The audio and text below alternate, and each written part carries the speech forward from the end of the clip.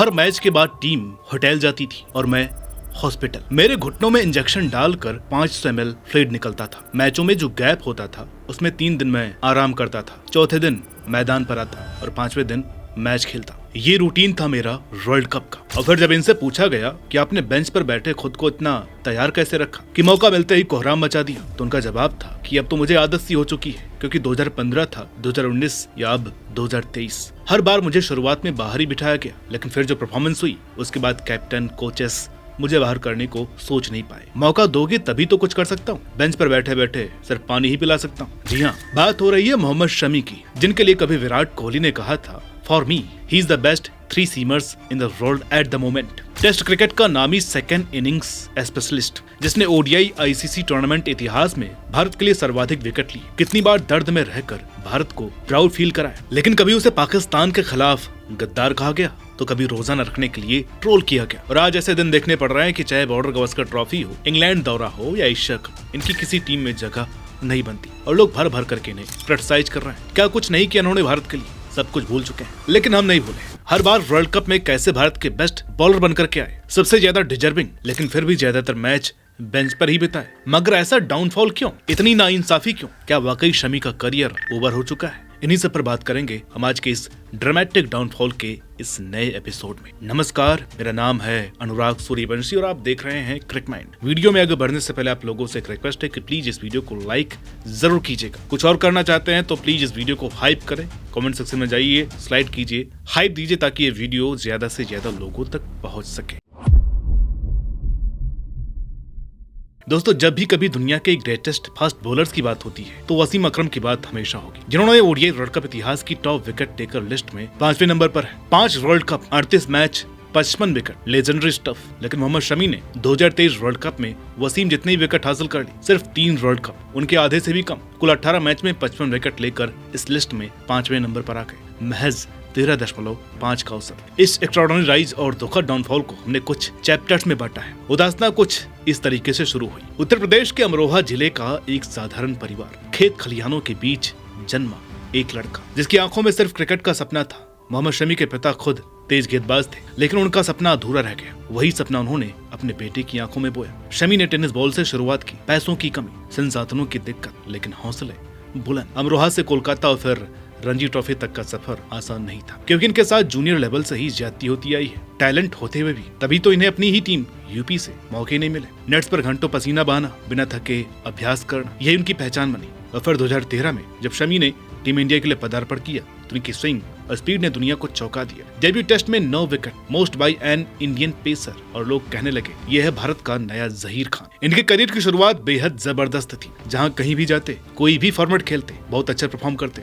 2015 world cup, Mohammed Shami चोटिल थे, लेकिन टूटे घुटनों के बावजूद सिर्फ 7 मैचों में उन्होंने 17 विकेट लिए, 4th हाईएस्ट विकेट टेकर। उनकी गेंदबाजी ने पाकिस्तान से लेकर वेस्ट इंडीज तक सभी बल्लेबाजों को परेशान किया। पूरी दुनिया उनकी परफॉर्मेंस पर झूम रही थी, लेकिन वो दर्द में टूट रहे थे। हर मैच के बाद जहां टीम बस होटल जाती थी, ये हॉस्पिटल जाते और घुटनों से 50 ml फ्लूइड निकलवा करके 3 दिन का रेस्ट करते, फिर मैच खेलते, फिर भी अपना बेस्ट परफॉर्मेंस देते। सेमीफाइनल में तो पूरी डेड नी से आखिर स्पेल किया। लैंडिंग के वक्त टांगे फील होनी बंद हो चुकी थी। हम तो सिर्फ सोच ही सकते हैं, लेकिन ये कितना मुश्किल रहा होगा इनके लिए, फिर भी ये कर गए। सच कहा जाता है असली खिलाड़ी वही है जो गिरकर भी उठता है। शमी ने भी ऐसा ही किया। 2015 वर्ल्ड कप के बाद चोटों ने इन्हें घेर लिया, पहले नी फिर शोल्डर। इन्हें चाहे चैंपियंस ट्रॉफी स्क्वाड में रखा पर खिलाए 0 मैच। थोड़े समय बाद इनकी पत्नी का इन पर केस करना, कितने एलिगेशन, मगर फिर भी इन्होंने मानसिक तनाव और चोटों के बावजूद वापसी की, मैदान पर लौटे। 2017 और 2018 में इन्होंने महज 5 ओडीआई खेले थे। 2019 वर्ल्ड कप टीम कॉम्बिनेशन ने फिर शमी को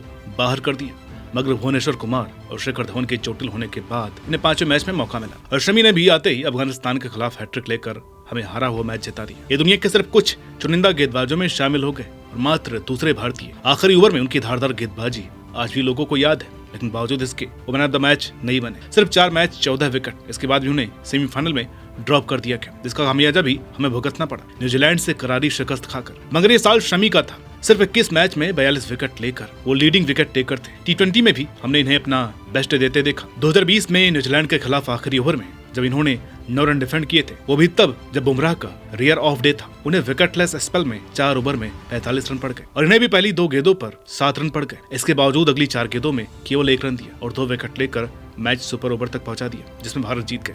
इस दौरान इन्होंने टेस्ट क्रिकेट में शानदार गेंदबाजी की। दक्षिण अफ्रीका हो या ऑस्ट्रेलिया, इंग्लैंड, इनके खिलाफ भी इनके कई मैच विनिंग स्पेल आए। टेस्ट क्रिकेट में ये अलग लेवल की पीक पर थे और क्रिकेट की दुनिया में शमी की तुलना दुनिया के सबसे खतरनाक फास्ट बॉलर्स में होने लगी। सेकंड इनिंग स्पेशलिस्ट ये उपनाम इन्हें इसलिए मिला क्योंकि ये हमेशा मैच के कठिन समय में विकेट निकालते थे, लेकिन अंदर ही अंदर शमी थक चुके थे। बार बार कोर्ट के चक्कर, परिवार से दूरी, हर इंटरव्यू में सेम सवाल ने उनके मनोबल को तोड़ना शुरू कर दिया। और फिर 2020 की बॉर्डर गावस्कर ट्रॉफी के पहले ही मैच कमिंस की वो गेंद जिसने इनकी कलाई तोड़ दी। एक और इंजरी। T20 वर्ल्ड कप 2021 में पाकिस्तान के खिलाफ मैच हारने के बाद शमी को सोशल मीडिया पर बेरहमी से ट्रोल किया गया। उनके धर्म के आधार पर गालियां दी गई। यही वो पल था जब देश और खिलाड़ी के बीच भरोसे की दीवार दरक गई। हालांकि टीम इंडिया के कप्तान विराट कोहली उनके समर्थन में खड़े हुए, लेकिन जो जख्म उन्हें उस दिन मिले वो गहरे थे। T20 में शमी की परफॉर्मेंस उनके स्टैंडर्ड के मुताबिक नहीं थी। हालांकि IPL में वो अच्छा कर रहे थे। 2020-23 का पीरियड देखें तो 87 विकेट थे शमी के इन 4 सीजन में। टेस्ट में वो बुलंदियों पर थे, ODI में भी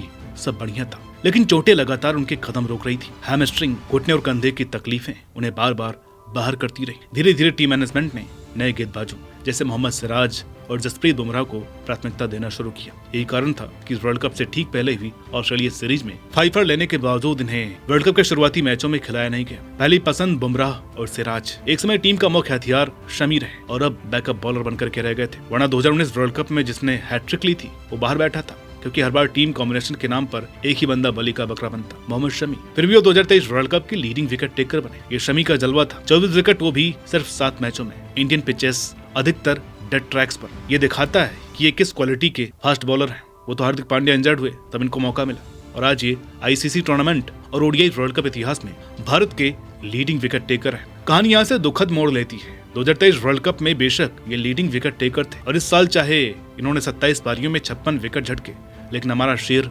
जख्मी ही दौड़ रहा था हील में इंजरी के चलते, जिसकी इन्हें फरवरी 2024 में सर्जरी तक करानी पड़ी। एक और लंबा गैप। शायद आपको ये जान करके हैरानी हो कि 2023 वर्ल्ड कप फाइनल के बाद शमी ने कोई टेस्ट ही नहीं खेला। ODI क्रिकेट में भी वर्ल्ड कप के बाद सीधे 2025 फरवरी में चैंपियंस ट्रॉफी में खेले। लोगों ने खूब सवाल किए इनकी परफॉर्मेंस पर, फिटनेस पर, लेकिन सच कहें तो शमी अभी भी 100% फिट नजर नहीं आए। मगर फिर भी इन्होंने आते ही 5 रन लिया। चैंपियंस ट्रॉफी के सेकंड भारत के हाईएस्ट विकेट टेकर बने।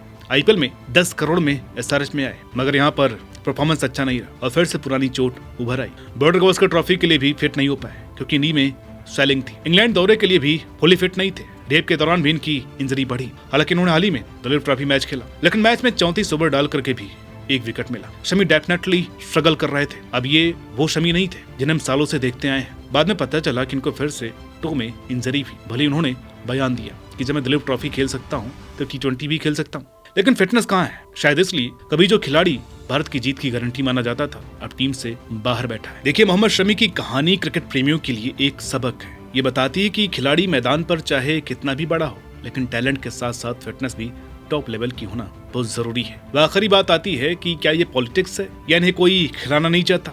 तो बात साफ। चेतेश्वर पुजारा ने एक पोस्ट मैच शो में बखूबी कहा था कि fitness was never his strength. चाहे इन्होंने इस पर काम किया, मगर अब शमी की उम्र भी 35 हो चुकी है और क्योंकि वो हेविली अपने स्किल्स पर रिले करते हैं। दिक्कत ये भी है ना कि पहले वो बेशक इंजर्ड होते थे, लेकिन तब वो यंग थे, इंजरी के साथ काफी खेले। मगर 35 की उम्र में आप सिर्फ स्किल के दम पर ही नहीं खेल सकते। आपकी फिटनेस को अपने टॉप लेवल पर होना ही होगा। नो डाउट हमने इंग्लैंड और ऑस्ट्रेलिया में इन्हें बहुत मिस किया, लेकिन सच ये भी है कि पिछले 2 साल में इनकी फिटनेस लेवल बहुत नीचे आई है, जिसकी वजह से ये ईद का चांद बन गए। और क्योंकि फील्डिंग में भी शमी की हालत हमने देखी है, ओवरऑल प्लेयर देख करके चलना पड़ता है, वरना प्लेइंग 11 नहीं बना सकते। और हमारे सिलेक्टर अजीत अगरकर एक ऐसे फास्ट बॉलर को प्रेफर करते हैं जो कि 5 टेस्ट मैच के लिए फिट हो, न कि हाफ फिट। आप एक तरफ सिराज को देखिए, एक तरफ शमी को। ओवरऑल सिराज की फिटनेस और फील्डिंग शमी से कोसों आगे, लंबे स्पेल भी करते हैं, प्लस और भी यंग लड़के आ रहे हैं। यही कारण है शमी के ना होने का। कड़वा है मगर सच है, काफी फ्रस्ट्रेटिंग भी है, लेकिन क्या करें, ऐसे दिग्गज को कोई चाहकर भी नहीं ड्रॉप कर सकता। अगर इनकी फिटनेस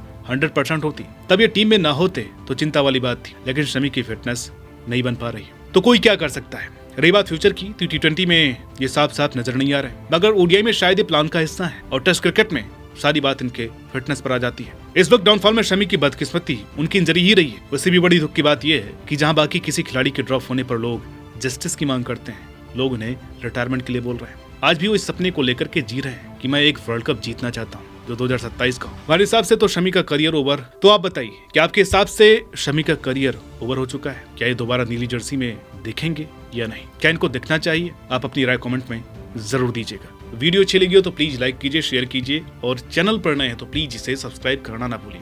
मिलता है आपसे अगले वीडियो में, तब तक के लिए नमस्कार।